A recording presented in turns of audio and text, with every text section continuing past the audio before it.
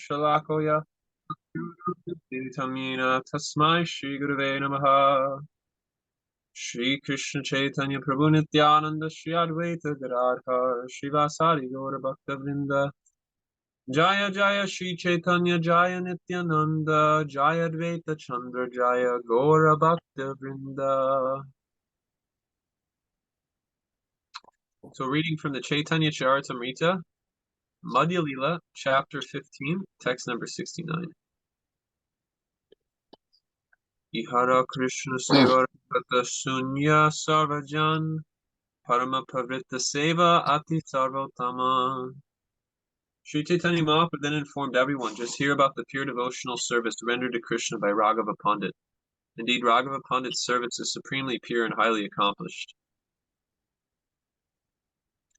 Aradhyavya Rahu Shuna Narikela Kata Kalilarer Kata Panchabanda Kari Narikela Vikaya Tata. Apart from other commodities, just hear about his offering of coconuts. A coconut is sold at the rate of 5 gundas each. Vatite Katashata Rikshe Lakshapal Tarapi Shuneya Katyata Mishta Narikela. Although he already has hundreds of trees and millions of fruit, he is still very eager to hear about the place where sweet coconuts are available. Eka eka polera mulya dia kari pan dasha krosha haite anaya karya yantana.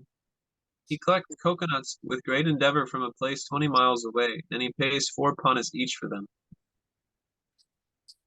Pratidina pancha shata palacholana shushitala karite rake jale vaina.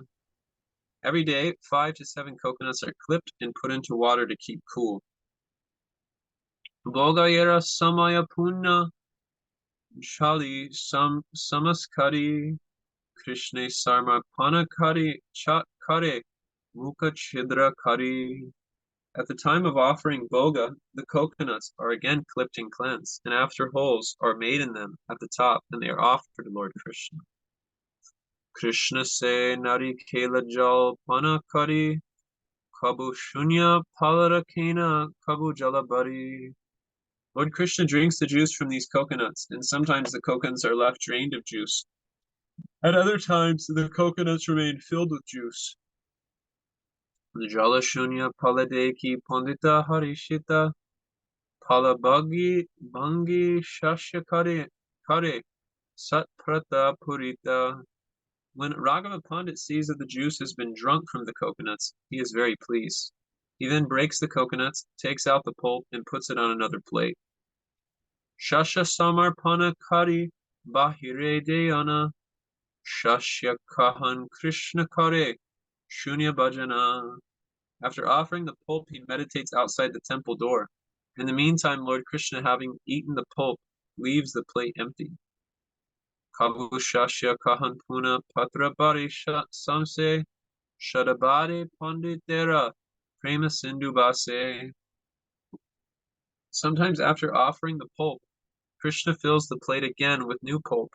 In this way, the faith of Rāghava Pandit increases, and he floats in an ocean of love. Ekadina paladasa samaskara kariya boga lagite sevaka ailalan. One day, it so happened that about 10 coconuts were properly clipped and brought by his servant to offer to the deity. Avasara nahi hai vilamba haila palapatra hate sevaka dware nararakila. When the coconuts were brought, there was little time to offer them because it was already late. The servant holding the container of coconuts remained standing at the door. Dwarera uparabite teno hota dila se hate pala chunila pandita dakila. Rāghava Pandit then saw that the servant touched the ceiling above the door and then touched the coconuts with the same hand. Pandita kahe dwari loka kare gatayate Tarapada duli uti Lange uparapite. Rāghava Pandit then said, people are always coming and going through that door. The dust from their feet blows up and touches the ceiling. Se bitite hattadiya pala parashila Krishna yogya nahe pala apavitra haila. After touching the ceiling above the door, you have touched the coconuts. Now they are no longer fit to be offered to Krishna because they are contaminated. Purport. Srila Bhakti Siddhanta Saraswati Thakur states that Rāghava Pandit was not simply a crazy fellow suffering from some cleansing phobia. He did not belong to the mundane world. In lower consciousness, accepting something to be spiritual when it is actually material is called balma ejadi. Rāghava Pandit was an eternal servant of Krishna, and everything he saw was related to the service of the Lord. He was always absorbed in the transcendental thought of how he could always serve Krishna with everything. Sometimes neophytes, devotees on the lower platform, try to imitate Rāghava Pandit on the platform of material purity and impurity. Such imitation will not help anyone. As explained in the Chaitanya Charitamrita, Bhadra Bhadra Vastu Jnana Nahika Prakrite. On the transcendental platform, there is no higher or lower, pure or impure. On the material platform, distinction is made between good and bad, but on the spiritual platform, everything is of the same quality. Dvaite Bhadra Bhadra Jnana Sabo Manodharma. E Bale E Mada E Sabha Brahma. In the material world, conceptions of good and bad are all mental speculations. Therefore, saying this is good and this is bad is all a mistake. Eta Bali Pala Pele Pele Pachira Lagiha Ache Pavritta Prema Seva Jagata Jinia. Such is the service of Rāghava Pandit. He did not accept the coconuts, but threw them over the wall. His service is purely based on unalloyed love, and it conquers the whole world. Tabe Aranara Samaskar Karila Karila Parama Pavitra Kari Boga Lagaila. Thereafter, Rāghava Pandit had other coconuts gathered, cleansed, and clipped, and with great attention he offered them to the deity to eat.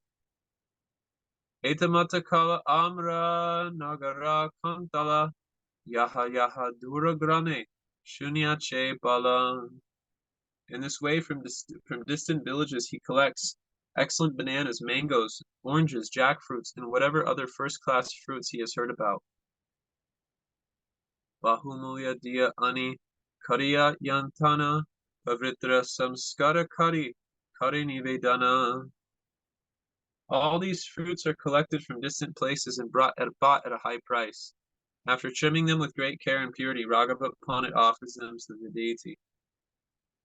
E mata Vyajanera Shaka Mula Pala E mata Chinda Hunduma Sandesha Sakala. Thus, with great care and attention, Rāghava Pandit prepares spinach, other vegetables, radishes, fruits, chipped rice, powdered rice, and sweetmeats. E mata Pitapan Shira Odan Parama Pavrita Arakare Sarvotama. He prepares cakes, sweet rice, condensed milk, and everything else with great attention. And the cooking conditions are purified so that the food is first class and delicious. Kyasyamari Acharari Aneka Prakar Gandan Vastra Alakar Sevadvayasar. Rāghava Pandit also offers all kinds of pickles such as kasyamdi. He offers various scents, garments, ornaments, and the best of everything. Hemata Premara Seva Kare Anupam Yahadeki Sarvalokera Judaya Nayana. Thus Rāghava Pandit serves the Lord in an incomparable way. Everyone is very much satisfied just to see him. Eta Bali Raghavera Koila Alingane Emata Samanila Sarva Bhakta Gane. Sri Chaitanya Mahaprabhu then mercifully embraced Rāghava Pandit. The Lord also offered all the other devotees a farewell with similar respect. Hare Krishna.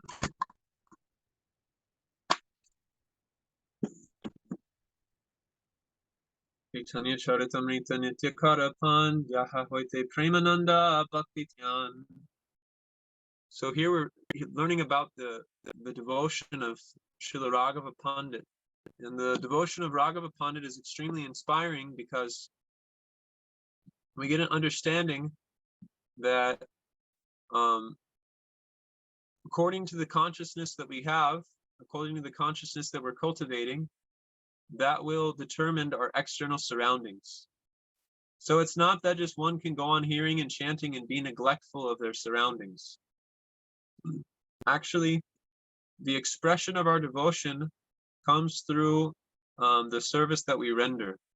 And this is the difference between one who's existing on the platform of a Deyatma Buddhi, serving the Deyatma, serving the body and the material body and the material intelligence, and those who are cultivating spiritual intelligence. So we want to be cultivating spiritual intelligence. We want to be cultivating a seva vritti, and we want to be moving away from the bhoga vritti. So for one who's situated on the platform of being on the bhoga vritti, they don't pay a lot of attention to the details, because they're not concerned about rendering service which is pleasing to Krishna. They're concerned about living a peaceful life in Krishna consciousness. Rāghava Pandit was willing to go through any external difficulties in order to see that proper service was being rendered to the deity. And in the same way, we should be willing to extend ourselves to make sure that our surroundings are first class, that what we wear is first class, and that especially when we're engaging in service, we're doing everything in a very first class way. Because the way we render our service, as I was saying, it reflects the consciousness that we have. So we have to learn to cultivate a devotional consciousness, just like Rāghava Pandit. So there's a story where Srila Prabhupada, or there's a room conversation where Srila Prabhupada is talking about how in India, when he was growing up as a boy, if there was ever a grain on the ground and you happened to step on it, you would take that grain and you would put it to your head to show respect to it. Because Srila Prabhupada explains that anything that comes that we come in contact with is the mercy of the Lord. So the place that we stay, the food that we eat, the relationships that we have, all these things should be treated with a high level of respect, because they're manifestations of God's mercy in our life. So they should be respected in the same way that God is respected. So Srila Prabhupada says that this type of respect was shown to the grain because you can't produce grains. You're not able to create those things. And actually, we're not able to do practically anything without the sanction of the Lord. So everything that we have in our life, whether it's, our room, or whether it's the food that we eat, whatever that we have, is coming from the mercy of the Lord. Your blankets, for instance, that you used to sleep with at night, these are made out of cotton, and this cotton is coming from a field, and this cotton is picked, and then you're able to benefit from using that cotton blanket to keep you warm at night. There's so many examples of things that, or when you go to the restroom and you have to wash your hands, and then you dry your hands off with a towel. That's also coming from cotton, and that cotton is coming from a plant. And without the mercy of God, that cotton can't exist. So the consciousness of Rāghava Pandit is being very conscious of anything that's coming in to the realm of his service to Krishna should be kept in first-class condition. So to the degree that we can see that everything in our surroundings is meant for the pleasure of the Lord, to that degree we're actually Krishna conscious. So as Srila Prabhupada is saying in this purport, it's not that Rāghava Pandit had a cleansing phobia. It's not that he was just worried about keeping everything clean, but actually his concern was keeping everything clean for the purpose of giving pleasure to the Lord. As it's often said, cleanliness is next to godliness. So there's a nice quote where Srila Prabhupada says that cleanliness is next to godliness, and this point should be followed very carefully. Then you will advance very quickly in Krishna consciousness. So why is it that you make rapid advancement by paying attention to cleanliness? Well, for one, to chant the holy names of the Lord in a lower state of consciousness is very challenging and practically impossible. But when one has attention to keeping their atmosphere clean, when one is careful about maintaining good relationships with the Vaishnavas, and is constantly in a mood of trying to serve the Vaishnavas and serve the atmosphere in which the Vaishnavas are living, then Krishna becomes pleased with that service attitude, that Krishna has provided, this space, or Krishna has provided this temple, or Krishna has provided this deity for you to make advancement in devotional service. And so love is a two-way street. Satsvarup Maharaj mentions this story where he was going to, when he was first going to 26th Avenue, he wouldn't go to any programs unless Srila Prabhupada would invite him personally, because he felt a bit shy. His nature was a bit shy. So Srila Prabhupada on a few occasions personally invited him. He said, there'll be a marriage happening and you can come. There'll be a Sunday feast happening and you can come. And then at one point, Satsvarup Maharaj asked for initiation, and Srila Prabhupada said yes. And then Srila Prabhupada, shortly after that, he said that I will love you if you love me, which means that love is a two-way street. So Krishna could be providing so much facility for us. Krishna could be providing us so much opportunity to make advancement in devotional service. But unless we reciprocate by extending ourselves to paying attention to the details of the service which has been given to us, then we're not actually engaging in a relationship of love. So the whole process of devotional service is this process of reciprocation between Krishna and the devotee. And actually the devotee doesn't want Krishna to render any service onto him. But if Krishna provides any facility in one's service, the devotee is very careful to see that all that facility is being engaged properly in the service of the Lord, and that everything that comes in their possession is used for glorifying the Vaishnavas, glorifying Krishna, and that everything's performed in the right way. So the main point that's being emphasized in this pastime isn't necessarily the offering, isn't necessarily the cleanliness standards of Rāghava Pandit, but as you can see, Chaitanya Mahaprabhu is emphasizing the consciousness of Rāghava Pandit. He's emphasizing the devotional demeanor.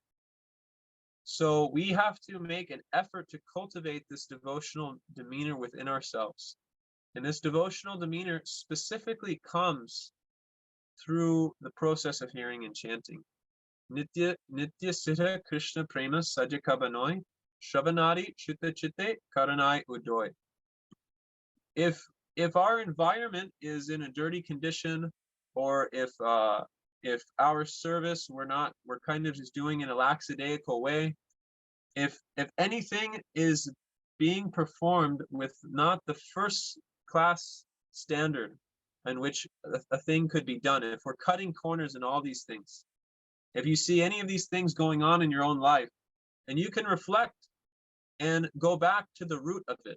Srila Prabhupada says that all perfection comes to one who has realized the absolute truth through oral reception, through the hearing process. And just as an indication of good health in a tree can be determined by its roots, our health and spiritual life, which will then reflect into all areas of our service, in all areas of our lifestyle, comes from the process of hearing. So how much are we actually making an effort to hear the message of the Bhagavatam? How much are we really making an effort to hear the holy name with love and attention? How much are we making an effort to extend ourselves to share this vibration with others? If we're lacking in this particular process of hearing and chanting, if we're not giving our full heart to the process, and we're kind of just there out of a sense of duty, or we're just kind of there because we have to be there, and we're not really into the message so much, and there's an ulterior motive within our heart, then the message won't actually go deep. And if the message doesn't go deep, then we won't experience a change of heart. And a change of heart means Vasudeve Bhagavati Bhakti Yoga Prayojita Jana Asya Suvairagyam Yanam Cham Yadahoitukam. If one's hearing the message of the Srimad Bhagavatam properly, the natural byproduct of that is that knowledge is awakening within oneself. One is becoming conscientious of the fact that I'm categorically different from my material body. I'm actually consciousness, and this material body has been awarded for the purpose of me making advancement in the platform of self-realization. And so therefore I make all efforts to utilize everything for the service of the Lord. And I'm not lax in any regard in terms of making advancement on the spiritual platform. Simultaneously, the other gift which is given for one who's hearing the message of the Bhagavatam properly is that vairagya, one is developing a sense of detachment from the material body. One is developing a sense of detachment from specifically the inclinations of the mind. Icha dvesha samutena davat mohena bharata sarva bhutani samoham sagarayanti parantapa. That Krishna explains in the Bhagavad Gita that our primary entanglement within this world is due to identification of the mind, which is existing on the platform of raga and dvesha. We're feeling attracted to the things of this world and we feel repelled by other things. So one who's actually hearing the Srimad Bhagavatam properly, this sense of attraction and repulsion is diminishing, and one's becoming gradually fixed in knowledge that I'm an eternal servant of Krishna, and actually nothing is unfavorable for me in this world. Everything is favorable for my advancement in devotional service, and I should utilize every moment for the purpose of taking advantage of that opportunity which is being given by Krishna, which is being provided by Krishna. So the consciousness that we have is determined by the quality of our hearing and chanting. And the practical expression of that consciousness can be reflected into our standard of cleanliness and simultaneously our attention to detail and service. So if we don't have, if we're not paying attention to the details of our service, or we're very lazy in the matter of keeping our space clean or whatever it may be, this is rooted back to the fact that we're not properly hearing the message of the Srimad Bhagavatam. And so one should do their homework and adjust themselves internally to give themselves fully to that message of the Srimad Bhagavatam. And then when we hear this pastime of Rāghava Pandit, we feel such ecstasy to see how careful he was to want to render the best service to Krishna. So the equation is like this, that if one hears the message of the Bhagavatam properly, then one has attention to detail. And the attention to detail, which is done in the service of the Lord, attracts the grace of the Lord. So we can see that in this pastime, because of Rāghava Pandit's consciousness and his attention to detail, the Lord reciprocated with him by embracing him and personally glorifying him. He was so pleased with Rāghava Pandit's standard of devotion that the Lord personally reciprocated with Rāghava Pandit. So this is what the message of the Srimad Bhagavatam, the message of the Chaitanya Charitamrita is supposed to inspire us with. It's supposed to inspire us to want to refine our devotional consciousness, and that will be reflected into our attention to detail within our service, and our attention to detail in our relationships with the Vaishnavas, and our attention to detail in our relationship with the holy name. And when that attention to detail is there, Krishna reciprocates personally. He becomes personally involved, just as Sri Chaitanya Mahaprabhu became personally involved in reciprocating with Rāghava Pandit's sincere service attitude. So it's about 7:45 now. So Konta Karnava likes it when I leave time, so I don't want to upset Konta Karnava. So we can open it up for discussion.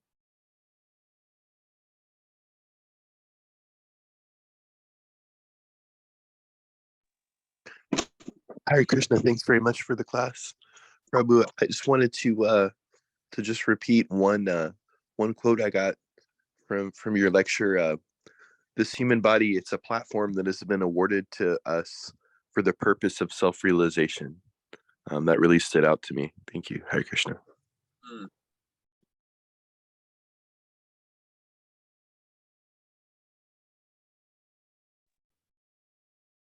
Hare Krishna Prabhu. That was a beautiful class. I really love the point where you talk that everything we come in contact is because of the mercy of the Lord. That really puts a lot of things in a new perspective for me.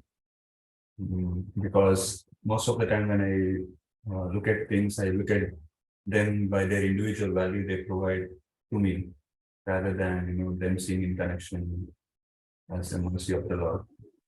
And the next point you said was the quality of our chanting and reading is directly affects our stand of cleanliness and attention to detail in service. So this quality of reading, like, how do you measure the quality of reading, Prabhu? Like, is it the mood, or is it like, how do you measure it? Like, how do you increase the quality of reading? It's the mood of hearing. The mood of hearing is, it should be pranipratna, that we're submissive to the vibration. And we're really asking ourselves, how is this allowing me to become a better servant? Whenever we read the Bhagavatam, actually the Bhagavatam is non-different from Krishna. The Chaitanya Charitamrita is non-different from Chaitanya Mahaprabhu. So whenever we come in contact with the Chaitanya Charitamrita, come in contact with the Srimad Bhagavatam, we're actually worshiping these texts. We're worshiping these texts. So we have to see, how submissive are we to wanting to receive that message? We have to see that, are we completely surrendering to the message when we're hearing it, or are we kind of just reading it out of sense of duty and our mind isn't really there, we're thinking about so many things? Or are we allowing our consciousness to be completely absorbed in that vibration? And the indication that we're allowing ourselves to become moved by that vibration is explained in the Srimad Bhagavatam. Anugrahaya bhaktanam manusham deham ashrata bhajate yajasi grita yat shrutva tat parobhavet. That if one hears the pastimes of Krishna, in which he is descended in a human-like form, such as Sri Krishna or Sri Chaitanya Mahaprabhu, then the natural byproduct of that hearing is yat shrutva tat parobhavet, that one develops a desire to want to enter into those pastimes. But it's not that one can enter into those pastimes immediately. One has to develop the seva adhikar. Seva adhikara diye kora ejadasi, as we sing in the Tulsi Maharani prayers, that we're praying for the qualification of service to actually enter in to Vrindavan. This is why Narottam Das Thakur sings Visaya Chadiya Kabe Shuddha Habe Man. This song, he's singing for purity of mind, because only when the mind becomes pure, Kabe Habo Hirabo Shri Vrindavan, then one can actually enter into Vrindavan. If one hasn't developed a pure mind, then one can't enter into Vrindavan. So the purpose of reading the Srimad Bhagavatam is to Nasapraya Shudabhadreshu Nityam Bhagavata Sevaya Bhagavati Uttama Shloke Bhaktir Bhavati Naishtaki. To come to a platform of devotion where we're no longer affected by our lower nature. Tata Rajastamo Bhava Kama Loba Dayaschaye Chaitan Adir Anaditvam Stipam Satve Prasidyati. That we're no longer being haunted by the disease of material life. Vishwanath Chakravarti Thakur explains in his commentary on these verses that just as one can't relish, tasty food, palatable food when one is sick, in the same way one can't relish the message of the Srimad Bhagavatam, one can't relish the sweetness of the holy name as long as one is overcome by material conditioning.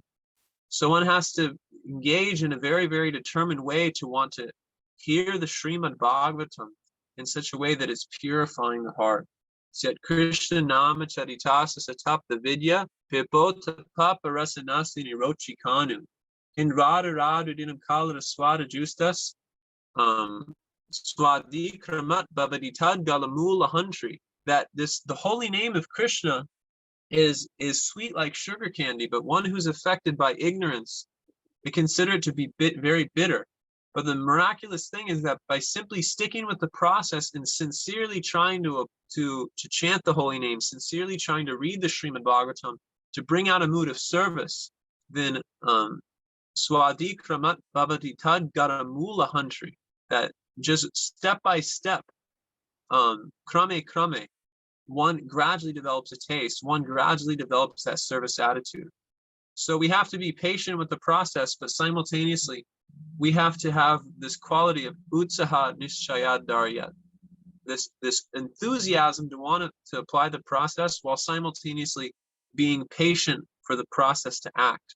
But in the meantime, that enthusiasm can be expressed through, according to our capacity, paying attention to the details of our service. That's something that's within our control. We can control the cleanliness that we have. We can control the attention to detail that we have in our service. And when we make the effort to be conscious in that service, when we make the effort to keep ourselves and our environment clean for the pleasure of Krishna, then Krishna reciprocates by allowing us to make more progress on the path of devotion and giving us more taste. Yeah. Thank you so much, Prabhu. That was a very nice answer.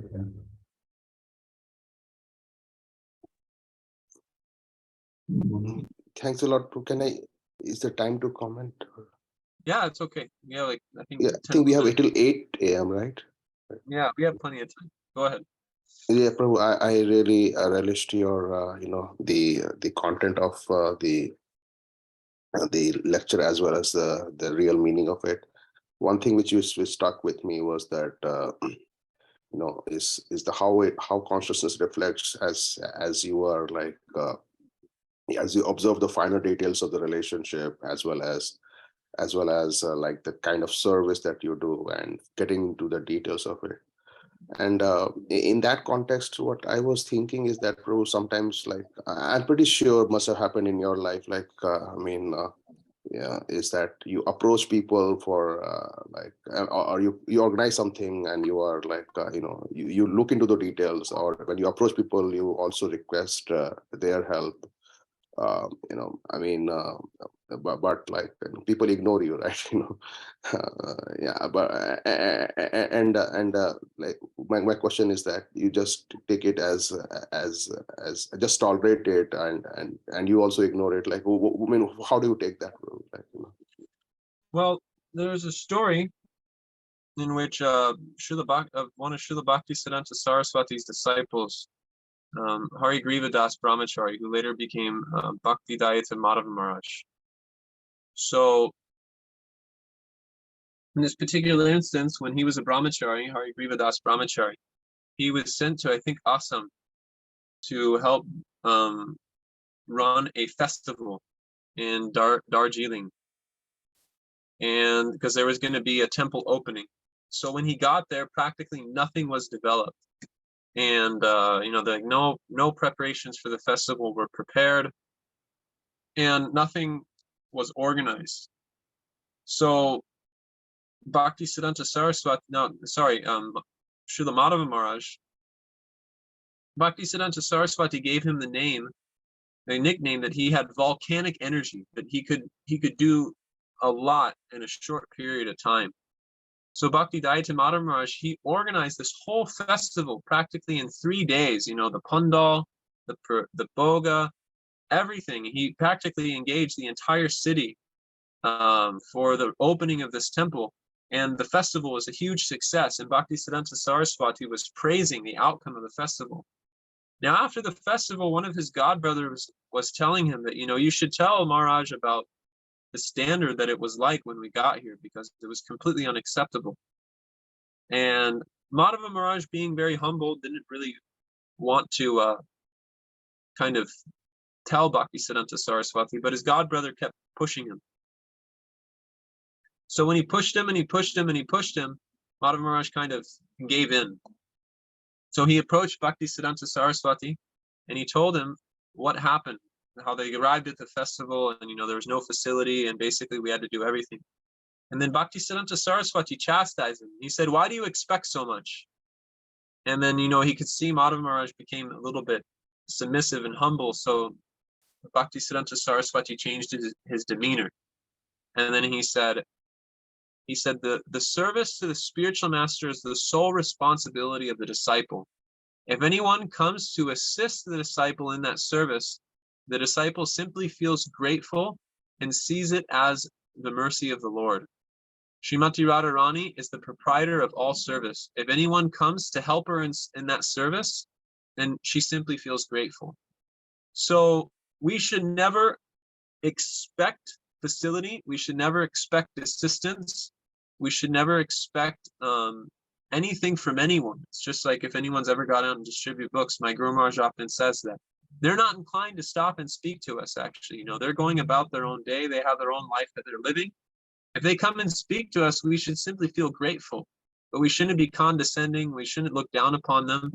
You know, they're living their life, and they're existing in their own modes of nature. And Krishna's taking care of things. Krishna knows what he's doing. And some people are ripe fruits, some people are unripe fruits. But the point that I'm making is that what's not important is whether people are cooperating with us or not. What's important is that we're fixed in the right mood of service, and that even if no one is there to help us, we're willing to do everything for the pleasure of the Lord. Just like Srila Prabhupada when he went to New York, he didn't have anyone to assist him. He was serving the prasadam, cooking the prasadam, cleaning the dishes, giving the classes, leading kirtan. He was doing everything. Only after about a year of him extending himself so much that anyone really asked, can we help you? So we have to be willing to do everything for the service of the Lord, even if there's no one to assist us, or even if we're, serving with uncooperative people. We should always feel that if anyone's coming to assist me in the service of my Guru Maharaj, they've been sent by my Guru Maharaj. So my only duty to them is to learn to serve them, not that they need to serve me in my desires, but they are coming to assist in serving the will of my spiritual master. So therefore, I'm actually their servant. Because they have a desire to serve the will of my spiritual master, and I want to serve the will of my spiritual master as well. So I should simply try to serve them because we have a similar interest. Thank you, Prabhu. Anyone else? Hare Krishna. Yes, Prabhu. Prabhu, Oh. I want to share a little bit about like my notes and realizations from this class. So you said how attention to detail is actually an expression of love, because only when you actually want to demonstrate love will you take into the details. And another thing is Krishna generally, this is what Balram Prabhu in the San Diego temple was mentioning in one class, that Krishna sees not what we give, but what we hold back. And when we don't hold back and give ourselves completely in the service, not only are we more absorbed in the service, but also we like, do not skimp on some of the details, and we give ourselves wholly to Krishna. Yeah, correct. Yes, Prabhu. Correct. Yeah, our intention is very, very powerful, actually. And if we have the right intention, then Krishna will adjust circumstances in such a way that that right intention can reach fulfillment. Just like Bali Maharaj, as soon as he saw Vamanadev, he actually wanted to surrender to Vamanadev immediately. But the circumstances were such that he couldn't do it. But Vamanadev adjusted the circumstances in such a way that Bali Maharaj's desire could be fulfilled. So if we have the right intention, then Krishna will move heaven and earth in order to see us carry that intention forward. Thank you, Prabhu. Hare Krishna. Konta Karnava, do you have anything to say?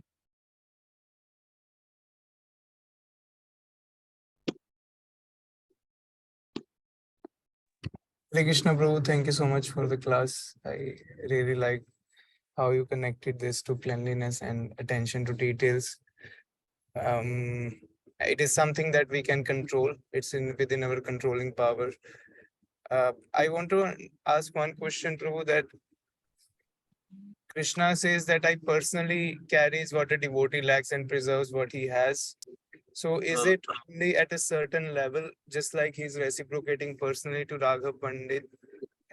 If I got the name right. So he is personally eating what he's offering. So is this reciprocation comes only at a certain level of advancement?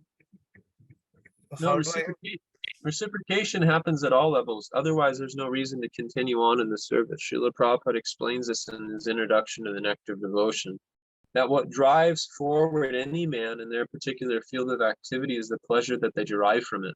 So if anyone is still maintaining a standing in Krishna consciousness, is because Krishna is reciprocating with them.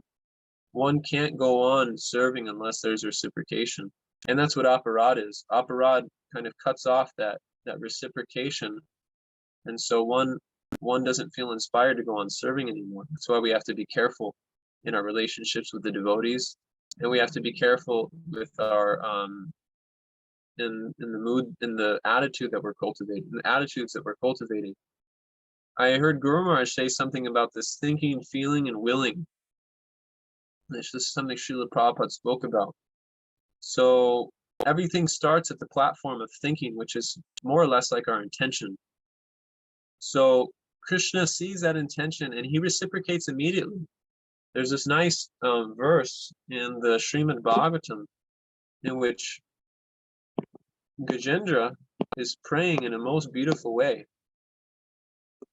Let's see if I can remember it. I'm just pulling it up on my phone because I know the first line, but I don't remember the full thing.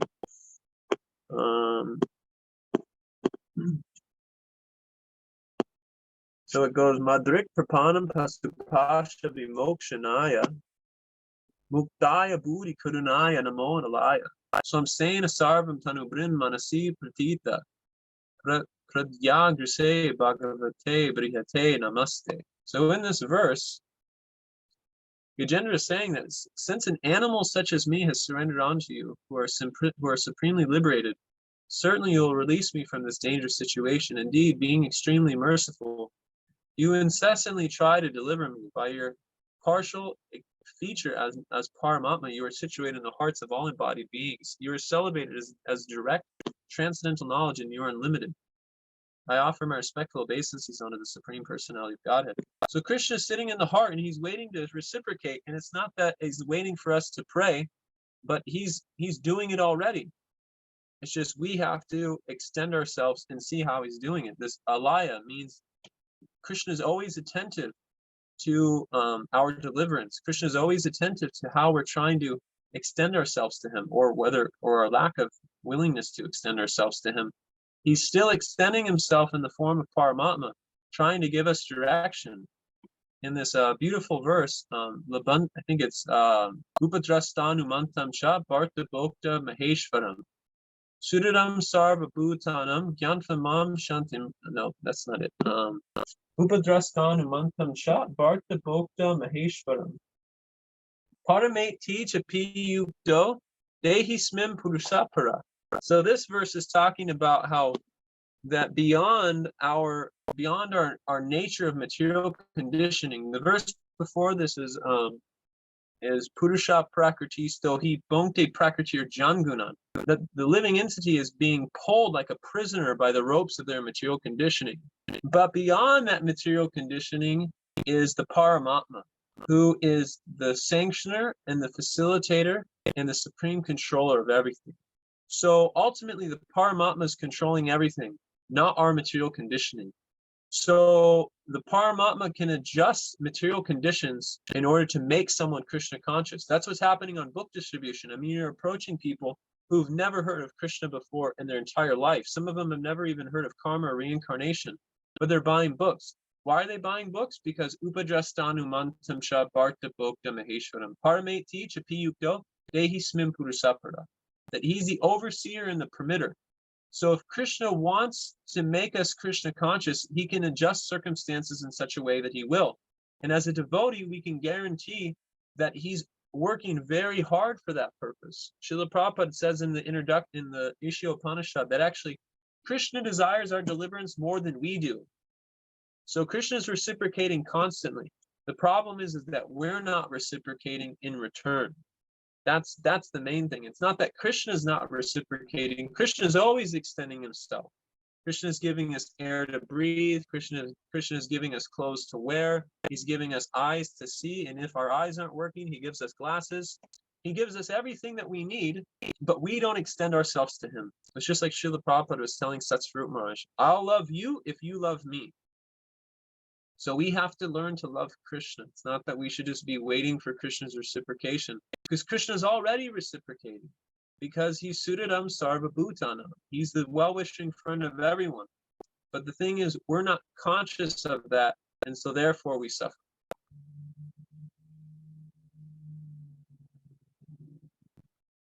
Thank you so much, Prabhu. It's a beautiful answer. Okay. So I think that's everything, unless anyone has anything to say. I saw Jose Rios is here. He's also driving. Is it the same Jose? Yes. Wow. Amazing. So Okay, well, what's yeah. that? He's driving back to Modesto. Okay.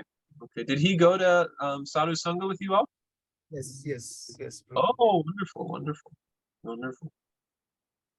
Okay. Well, we're here in San Luis Obispo, so I seek all of your blessing and prayers that we can distribute lots of books and meet lots of nice people today. So thank you all very much for allowing me to begin my day speaking Krishna Katha, a very auspicious opportunity.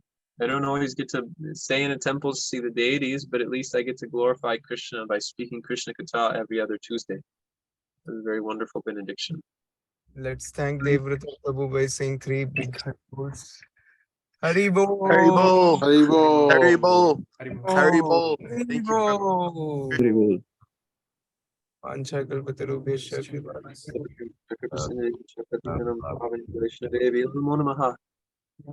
Hare Krishna. Krishna. Keep the transcendental